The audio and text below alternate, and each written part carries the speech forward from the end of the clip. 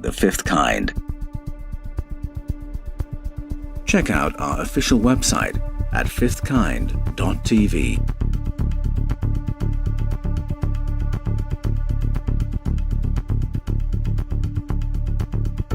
When you look at things like the Emerald Tablets of Thoth, and you read about ancient Atlantis and how Egypt was created out of the image of Atlantis to create a new civilization, then you go across the world to places like Tula, Mexico, with these great Atlantean warriors.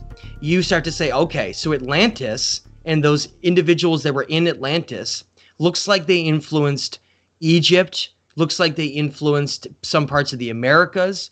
We're talking about a grand civilization that seemed to have existed that was completely wiped out. And before that civilization was wiped out by great earth changes and maybe a number of other ways as well, is that they tried to create and essentially protect this knowledge by creating other civilizations around the world. So that's why we try to place the pyramids of Egypt where we do, and then we get to other areas like the pre-Inca, the Olmec, and the Aztec, and the Indus Valley civilizations. And I lump it this way. If there's any advanced, sophisticated building that we find with things that would exceed the tools that we're told were around during the Iron Age and Bronze Age, then it means that those were from the lost civilizations. That means that there are civilizations around the world that were influenced by similar means that were then all destroyed. They were wiped out. And those are the civilizations that left most of this ancient evidence. But, so how do we place the rest of it? Well, in a tablet called The Legend of Etana, he starts out by stating that when the old world was destroyed, he was basically counseled to create an entirely new civilization in the image of the old world in a place called the city of Kish. And that city still exists today in a ruined state. But he very specifically mentions that he was tasked by the gods to be an archetype of the new world. Not just Kish, not just the town and the region he was part of, but to be an archetype of the entire new world. To redesign and relower what they called kingship. To create this structure to a certain way that civilization was supposed to be created based on the way that it was before. So it really brings up the questions of, well, how many times have disasters wiped out and reset this, and then it had to be created again and relowered through kingship? If you read the Bhagavad Gita and you start looking into Krishna talking to Arjuna about the nature of reality and what the state of our consciousness is within this reality, they clearly talk about how there was a great history that even preceded him, and how a lot of that knowledge has been muddied and lost over time. And so he's trying to educate Krishna, this God figure, is trying to educate Arjuna to the old ways and the knowledge of the past. Now, when I take that type of information, those ancient writings that seem to mimic the story of Krishna in the Bhagavad Gita, to me, mimics almost in the same way of when we look at the story of Poimander and Hermes, these ancient Hermetic stories. It seems to be the same story. It's this super intelligent God figure being that seems to be having this conversation with an incredibly enlightened and advanced human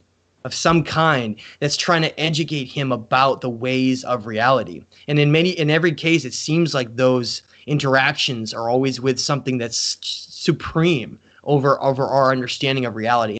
The other reason why I put the Indus Valley civilizations where I do is not just because of those ancient writings that mimic a lot of other old ancient writings that are in the same time period, but because we find that the structures themselves, whether it's Barbara Hill Caves, Ellora Caves with Kailash Temple, or down in Kanhari Caves, whatever it is, these ancient Indus Valley civilizations that are carved, these structures, they were carved into solid basalt. And they're so sophisticated that they mimic, in many ways, a lot of this other building we find in places like Peru. Now, I have a little tidbit, Paul, that I don't know if you've heard of yet, and I mentioned in a previous one of my presentations. In studying these tablets, there was an ancient Mesopotamian tablet that came up that I think is incredibly important. I don't know if it's got a lot of attention, but it's called Enki in the World Order. Not only does it mention Eridu as his first city ever, so it gives you a little bit of time frame of where it happened, but it mentions how he's having this conversation with this other deity goddess named Inanna, and he says to her, what are you complaining about? You have all these different regions that you rule over. What do you need more for? And he lists them off, and he talks about how the regions that are connected through trade and information, direct connections with those cultures. He mentions this region of Dilmun and Meluha in the tablet with the same age and the time period of Eridu. So we know, and this is Enki speaking to Inanna, we know that this is an ancient writing. And what's so important about that? Well, if you look into where Dilmun is, it is the region of Saudi Arabia, Iran, right through the Persian area. Well, we're not told that that's connected, but it says right in here it was. But even more importantly, he mentions Meluha. If you go type that in and find out where that is, it's India. And so it's telling you that in ancient times, all of those cultures were connected, all of them. And that's how you say, okay, that makes so much sense. They had the ancient writings that match. They have the building sophistication that matches the same type of thing. Of course, they were all influenced together. And I think that's how we should be looking at a lot of where these pieces fit in. It seems to me that the more we actually dig, the larger the scale of the previous civilizations seems to become.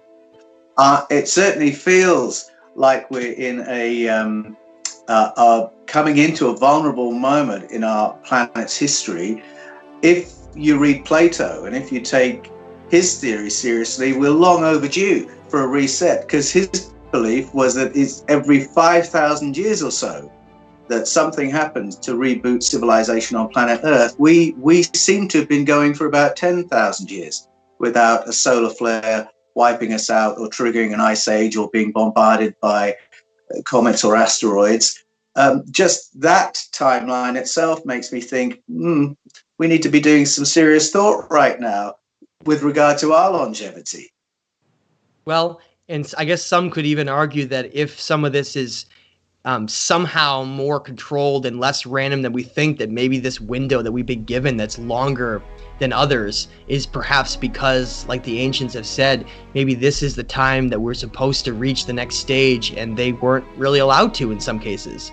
You know, this is the time when humanity is supposed to take the next step forward into the universe and become a truly conscious eternal being. And, you know, if we had a wipeout right now, that wouldn't happen.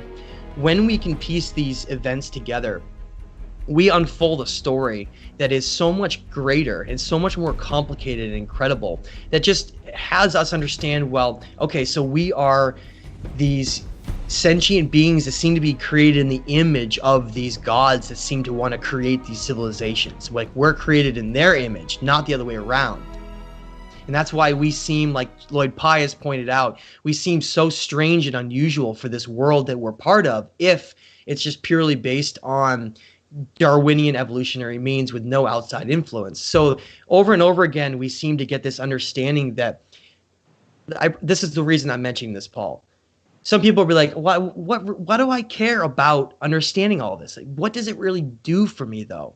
What it does is it allows us to understand that we're basically creator gods here, that have been made to believe that we are nothing, and that we just die, and then we turn into the dirt and the soil, and then there's nothing else that exists beyond us. But consciousness is an eternal energy. And if we're part of something much greater, and that we have the potential to be those creator gods that bring ideas and then turn them into something real, and then allow that to then transform our entire civilization, to then move us forward, that's how we're creator gods here. And I think that by us studying our past and understanding all of these ancient stories and these incredible structures that were created, not to have an office building for some company to work in, but to maybe balance the energy of our ley lines of our planet and within the cosmos itself, we can start to reevaluate and look at ourselves and what we're doing here in a completely different light.